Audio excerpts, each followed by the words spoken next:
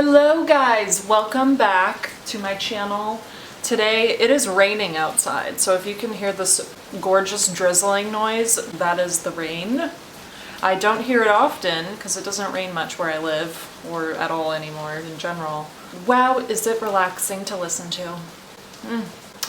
So today I wanted to go over one of my favorite tried and true plants that I've had for a while. Well, this particular one is new because it is from cuttings that my mother gave me.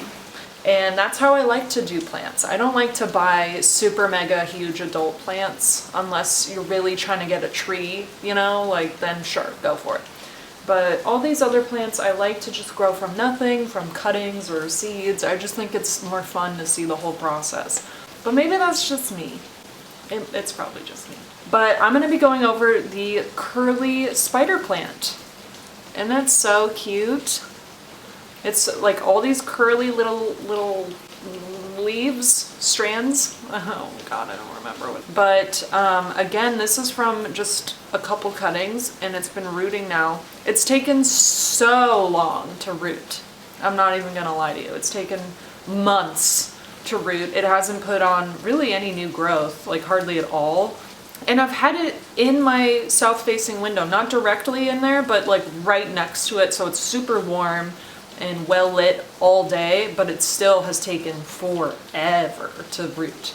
I don't know if that's just me or the longitude and latitude of my exact window is just not perfect for spider plants. I don't know. But let me tell you, I've been real patient and well, you know, this is the result so far. And that was literally probably 6 months ago. So today I just want to go over little care tips for this guy because this is one of the easiest houseplants that you can get. And they're really common. The curly ones aren't as common, but the straight leafed ones are super common and you can get those anywhere, like Home Depot, Lowe's. Hit them up, they're there. I guarantee it. Let's just get into the care tips. So the soil for these guys, they like to be well watered compared to other houseplants. They don't like to be dried out significantly or they will start to get brown tips. They'll start yellowing. You'll notice them kind of look like gross, like sad. So you want to make sure you're consistently watering them. So it's good to use just regular straight potting soil with these because that retains more moisture and more water for them. You want to also let the top dry out and then feel it out. If the pot still feels really heavy, then you know that there's still water sitting in the bottom. So that's when you know to like back off, you know, leave it alone. As far as light, they are so bulletproof. Like they can take low light, high light, I mean, every which way. They are really hardy plants in that regard. So if you just have like a weird corner where you're like, I don't know what will flourish there, get this, get a spider plant because they will pop out these new babies like crazy. And if you haven't seen how they reproduce, they literally have like one giant strand and then 10 little spider babies on the bottom. Get this plant if you have that weird corner.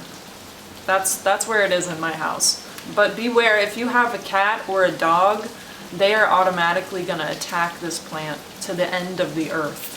Because cats especially love grass and like grassy long strand plants. But luckily this plant is not toxic. Not at all. So it is safe for cats. Wesley really did a number on this old spider plant I had. And he killed it. And he found it everywhere I put it. I was moving it around all the time, which it handled great. But he just kept finding ways to get it. So eventually I had to like lock it in another room and then it just, anyway, they find it like no matter what. So maybe hang it if your cat is persistent like mine. But you can rest easy because they are not toxic. They're really safe for cats. So here's Mr. Wesley. He also is obsessed with this. Like look how he looks at it. He's not looking at it, but you know, he usually looks at it with death in his eyes. So, see he's looking at it? No, he's not. Alright, well. I tried to make a point, and at least you got to see a cat. So there's the upside. All right. So that was just a quick, short little nugget of a video on spider plant care tips. As far as like, you know, the little babies, like this one is a baby. You can, the best way to grow them from the little cuttings, keep it connected to its mother plant and then pot it up in a separate pot, but still connected to the mother plant, because then it's still pulling nutrients from the mother and rooting at the same time. So that's the best way to get the cuttings to really root, because if you don't do it that way, it'll take forever for it to root, because I've done everything I can to get this guy to really put on growth, and he just hasn't. I don't know. I've done everything right, and obviously it's alive, so it's fine, and it's healthy, but it just hasn't been pushing growth out like spider plants usually do. So I don't know what to tell you about that. Thank you guys for watching. Thank you to all my new subscribers. That means the world. It's really been like ramping up, which is shocking, but I'm not shocked, but I am shocked at the same time. So thank you guys so much for tuning in. I hope to see you guys in the next one, and please keep subscribing if you haven't, you know. Yeah. All right, thanks guys. I will see you in the next one. Bye.